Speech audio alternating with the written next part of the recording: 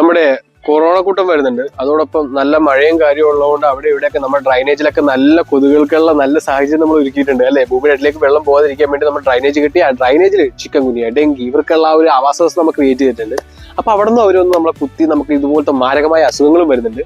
അപ്പൊ വേറൊന്നുമല്ല, നമ്മൾ കേട്ടറിഞ്ഞേക്കുന്ന കാര്യം, ഓക്കെ അസുഖം വന്നാൽ ആശുപത്രി, മരുന്ന് അതാണ് നമ്മുടെ ഒരു മാട്രിക്സിന്റെ ഉള്ളിൽ കിടക്കുന്ന കാര്യങ്ങൾ. ഓക്കെ, ജനറേഷൻ തോറും നമുക്ക് പറഞ്ഞു തരുന്ന കാര്യവും അത് തന്നെ. അസുഖം വന്നാൽ ഓക്കെ മരുന്ന് കഴിക്കൂ, ഇംഗ്ലീഷ് മരുന്ന് കഴിക്കൂ.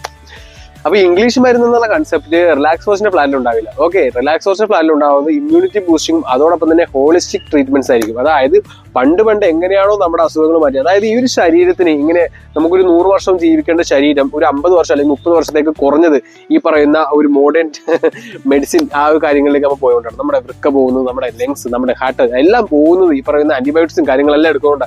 കൊറോണക്ക് വാക്സിൻ എടുത്തപ്പോൾ കണ്ടു അല്ലെ, കുറെ പേർക്ക് ഹാർട്ട് അറ്റാക്ക് വന്നു മരിച്ചു.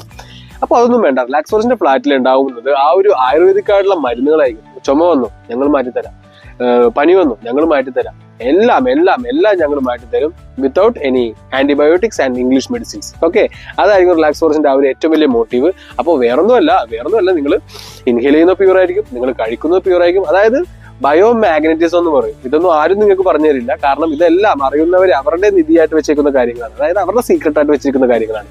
ഓക്കെ, എന്റെ ഫാമിലി, എന്റെ കുടുംബത്തിന് മാത്രം ഇത് അറിഞ്ഞാൽ മതി.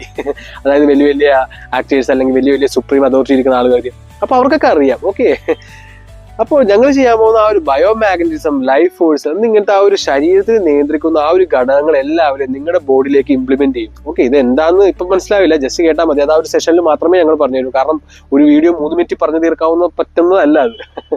അപ്പോൾ ആ ഒരു ബയോമാഗ്നറ്റിസം പെർഫെക്റ്റ് രീതിയിലാക്കി, അതോടൊപ്പം നിങ്ങളുടെ ലൈഫ് ഫോഴ്സ്, നിങ്ങളുടെ സെക്ഷൽ വൈറ്റൽ ഫ്ലൂയിഡ് ഇതെല്ലാം പെർഫെക്റ്റ് ആക്കി കഴിഞ്ഞാൽ നിങ്ങൾക്ക് അസുഖമില്ല.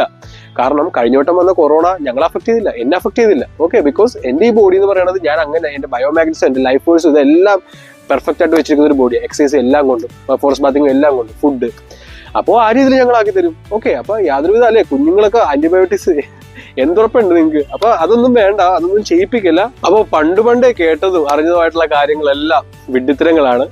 അത് നിങ്ങൾക്ക് മനസ്സിലാവും. അപ്പോൾ ഞങ്ങളുടെ ഒരു ഫ്ലാറ്റുകാർ എന്ത് ചെയ്യും, ഞങ്ങൾ എല്ലാവരെയും മനസ്സിലാക്കാൻ നിൽക്കുന്നില്ല, കാരണം എല്ലാവർക്കും മനസ്സിലായില്ല. കാരണം അവർ ആ വിഡ്ഢിത്തരത്തിന്റെ ഉള്ളിലേക്ക് ആഴ്ന്നിറങ്ങി കഴിഞ്ഞു. ഓക്കെ, അപ്പൊ ഞങ്ങൾ എന്ത് ചെയ്യും, ഞങ്ങളുടെ ആ ഒരു ഫ്ലാറ്റുകാർ ഞങ്ങൾ ഇങ്ങനെ പൊക്കി എടുത്തിട്ട് റിയാലിറ്റി കൊണ്ടുവച്ചിട്ട്, മോനെ ഇതാണ് ജീവിതം, ഓക്കെ ഇനി ഇങ്ങനെ ജീവിച്ചാൽ സന്തോഷം കിട്ടും എന്ന് പറഞ്ഞ് പുറത്തേക്ക് വിടും. അങ്ങനെ ആ പുറത്തേക്ക് പോകുന്ന ആൾക്കാരായിരിക്കും ഇനി ഫ്യൂച്ചർ മുമ്പോട്ട് കൊണ്ടുപോകാൻ പോകുന്നത്. ബൈ.